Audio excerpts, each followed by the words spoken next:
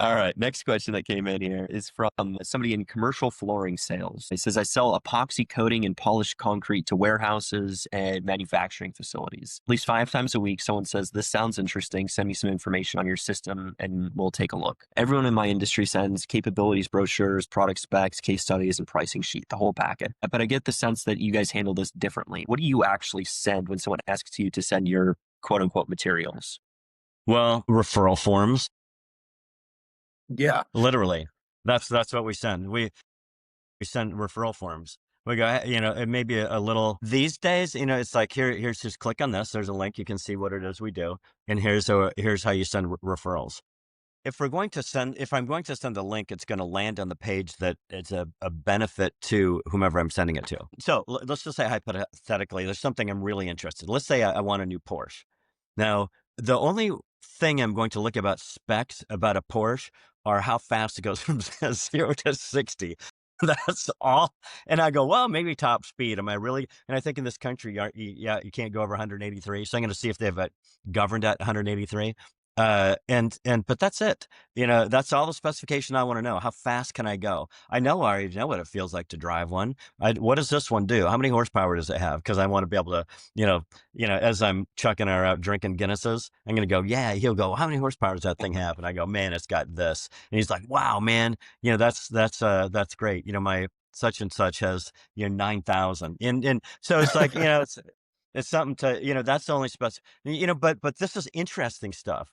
And they go, well, it's got the zero epoxy resin content of 7 milli, and like, I'd rather get clubbed like a baby seal. I don't have any interest in that. But tell me, okay, is it going to hold up? Are people not going to slip on it and sue me? Here's the benefit to you is that, man, this is so slick. You'll be able to ice skate with a girlfriend on it. That's the only, but see, you smiled. See, you smiled when I said that. That's the kind of stuff you want to send to them. Stuff that gets a smile and they go, like Chuck so often says, the guy gets it. But then you want to, if you want all the deep specs, it's down further or a click away. And that's where you see people write it wrong. Like, look be mindful of just advertising that you see out there.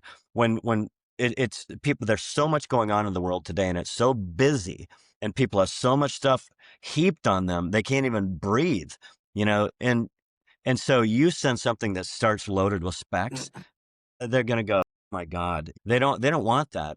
Look at advertising out there. When you see advertising and it starts with just loads of information and then finally gets to the benefit, I think that's absolutely wrong. It needs to be flipped. And because people are so bombarded with information, you've got about 4 words to hook their interest. So when you start out with specs, you're shooting yourself in the foot and you're missing the point, I would say. Send them something that makes them smile. And if they want more, they can certainly read about it. Or they can send it off to junior schlep rock and middle management that thinks that that's important. Because I think brevity's best.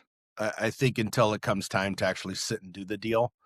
If someone said, send me information, I would just put them in my rotation now. I'd get them on whatever else I'm sending potential customers, just because I think there's something a little wrong with the sales process there. If that's what you're getting at the end, like that there's like what he's getting, he could have curbed that up front. It's like, you got to handle things differently. That's a brush off. That's like, that's, hey, you didn't do your job. Right. You didn't do your job. You didn't do it well. So just send me info. And then, fish or cut bait, then just put them on your rotation and move on because you already messed it up kind of. But it gives you an opportunity to circle back around and start over again a couple months from now or a month from now. You got to learn when you set it up wrong. If you set it up wrong, you're kind of high centered. Well, that's the biggest blow off answer ever. Is, do you have some, why don't you send me some info? Oh yeah. And the sender thinks it's just a hot lead. It's not. It's what everybody says. Oh, can you have some info? Yeah. Cause they just want you the hell off the phone. Leave me alone. I'm not going to look at your information. I'm going to delete it. I'm going to throw it away because you haven't interested me. So just like when we're talking about, when you see advertising, you've got about 3 words to get their interest. In a conversation you do too. You've got to get their interest and then You're talking about something. You have a conversation. Like Chuck said, you didn't set this up right. If at the end they go, can you just send me some info? It's okay if all you want to do is send them some info. But back in the telemarketing days, that's called sending wood. There's this, where that comes from, I really don't know. You're just sending crap. You're wasting money that's invested in printing or creating it electronically. You're wasting your time. You're wasting your hope in it. You're wasting so much stuff. The recipient on the other end is saving themselves time by just going, hey, can you send me some info? Because they know you'll think, because you're not doing your job right. You'll think that it's a good thing. You go, yeah, I'll send it out and I'll follow up. They know now never to answer your call. They don't want to. So yeah, Chuck's exactly right. When, the conversation, if it leads to that, you need to, if that's what you're getting, you're sending out a lot of information without having a good conversation first. What's going to happen is, if you watch your sales, it's not going to be very good. But if you're getting that even before your sales cycle runs out, if you're getting that, know that it's not a good sign. Right. It's never good. So one of the things that I always do, because, I've been in sales for almost 40 years now.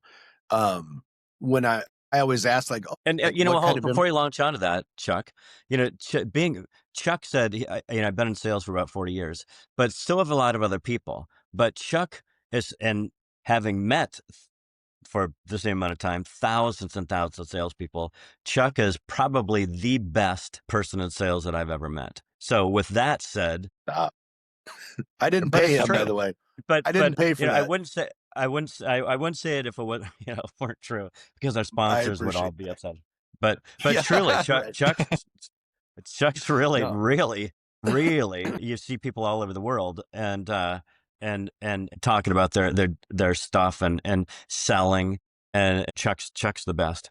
Anyway, Well, so with that said, thank you. That's a big compliment. yeah, So I it really is, appreciate yeah. that. But I drill them down, right? That's like, because you go, okay, I messed up somewhere along. This is like what's going on between the ears when I run into situations like that. So you're kind of rethinking, and I always go right to, okay, sure, I can get something out to you. Let me ask you, what type of information are you looking for? I throw it back on them, because then they go, oh, and it confuses them, right? So now I can kind of backtrack and start doing a little more discovery then, because, geez, I got to do this discovery, Mr. and Mrs. Client, because I want to make sure I get the right. I would imagine you probably want the right information, don't you? Information that pertains exactly to you then. And then I shut up and I put it on them, and you can hear they're going, oh, okay, this guy's cornered me. He's not letting me off, right? Because you got to because I think a lot of things in life, in especially in sales, is that's how you gain respect from your client, is they know they can't, like, metaphorically push you around.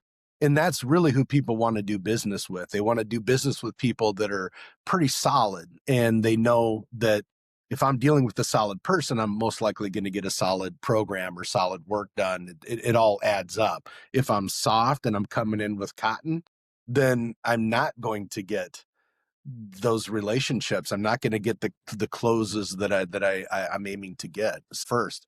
And I think you work it from there.